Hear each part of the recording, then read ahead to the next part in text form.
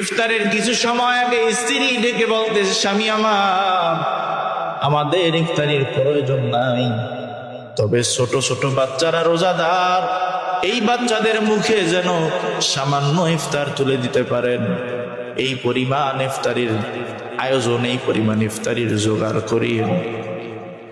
এবার আল্লাহর বান্দা কি করবে? ইফতারি করানোর মতন টাকাও নাই। আল্লাহর বান্দা ঘর থেকে বের হয়ে গেলেন। কোথায় পাওয়া যায় সামান্য ইফতারির জন্য? যদি হাওলাত হয়, ঋণ করেও হয়, কারো কাছ থেকে কিছু পরিমাণ অর্থ আনা যায় কিনা। এবার যাইতে যাইতে এক মুসলমানের সাথে সাক্ষাৎ, গিয়া বলতেছে, রে ভাই, আমার ঘরের মানুষ সবাই রোজাদার, আমার ছোট ছোট বাচ্চারাও রোজাদার, আমারে কিছু টাকা ঋণ দাও, আমি টাকা দিয়ে আমার সন্তানদের মুখে ইফতার তুলে দিব, তোমার ঋণের টাকা আবার কিছুদিনের ভিতরে পরিশোধ করে দিব। মুসলমান গরিব দেখা গরিব যে তারা দিছে, যাও যাও, তোমার ঋণ দেওয়া যাবে না। এই কথা বলে যখন তারা দেয়, আল্লাহর বান্দা এবার কান্না করে করে ধিক্কারের সাথে তারা দেয়, মন খারাপ নিয়ে রাস্তা দিয়া যায়। হঠাৎ করে কি ইহুদি পরিচিত মানুষ ডাক দিয়া বলতেছে, রে ভাই, তোমার মুখে সব সময় হাসি দেখি, আজকে তোমাকে কেন গম্ভীর লাগতেছে, কি কারণে মন খারাপ? রোজাদার ডাক দিয়া বলতেছে, রে ভাই, তোমার কাছে বলে কি লাভ? তুমি তো ইহুদি মানুষ, তবে আমার জাতি ভাই আমাকে সাহায্য করে নাই, তুমি তো আমার সাহায্য করতে পারবা না। কি হয়েছে বলো? বলে এই সমস্যা। ইহুদি এবার ডাক দিয়া বলতেছে, ভাই, টাকা নিয়ে যাও, সন্তান স্ত্রীদেরকে নিয়া ভরপুর ভাবে ইফতার করো, আমাকে আর টাকা ফিরে দেওয়া লাগবে না।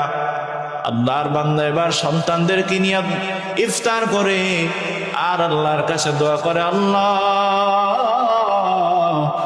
এই ইহুদির গলায় আপনি কালিমার মালা ঝুলাইয়া দেন, হেদায়েতের মালা আপনি পরায়া দেন।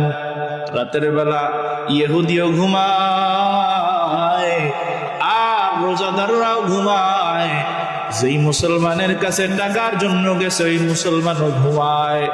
হঠাৎ করে ঘুম ভেঙে গেল। এমন একটা সময় ঘুমের ভিতরে যেই মুসলমান টাকা না দিয়ে বিদায় করে দিছে, এই মুসলমান স্বপ্নের ভিতরে দেখতেছে কিয়ামতের ময়দান কায়েম হয়ে গেছে। এমন সময় সূর্যের গরমে কোথাও টিকা যায় না, কোথায় যাবে? হঠাৎ দূরে দেখতেছে একটা অট্টালিকা, একটা প্রাসাদ দেখা যায়। এবার ওই আল্লাহর বান্দা মুসলমান প্রাসাদের দিকে রওনা দিছে। প্রাসাদের গেট দিয়া যখন ঢুকবে, ফেরেশতারা তারে আটকায় দিছে। বলে, কি খবর, আমার কেন আটকায় দিলাম? আমি তো মুসলমান মানুষ, ভিতরে যাব। বলে, না না, এই প্রাসাদ তোমার জন্য নয়, এই প্রাসাদ তোমার বাড়ির পাশে ওই ইহুদির জন্য নির্মাণ হয়। বলে, কেন ইহুদির জন্য প্রাসাদ নির্মাণ হয়? বলে, ইহুদি আজকে দিনের বেলায়, আজকে এই ইহুদি একদল রোজাদারকে ইফতার করায়, এই ইফতারের বিনিময় আল্লাহ তাআলা তার গলায় হেদায়েতের মালা ঝুলায় দেয়। সকালবেলা উঠা ওই মুসলমান ইহুদির বাড়িতে গিয়া প্রথমে মুসলমানের বাড়িতে যায় আর গিয়া বলে, ভাই, তোর ইফতারের টাকা লাগবে নে, কত টাকা লাগবে? মুসলমান কয়, এখন রোজাও না, ইফতারও লাগবে না, চলে যাও, তোমার টাকা লাগবে না। আবার ইহুদির বাড়িতে গিয়া বলতেছে, ইহুদি, আমি তারে টাকা দিলাম না, ইফতারির জন্য খরচ দিলাম না, তুমি কেন দিলা?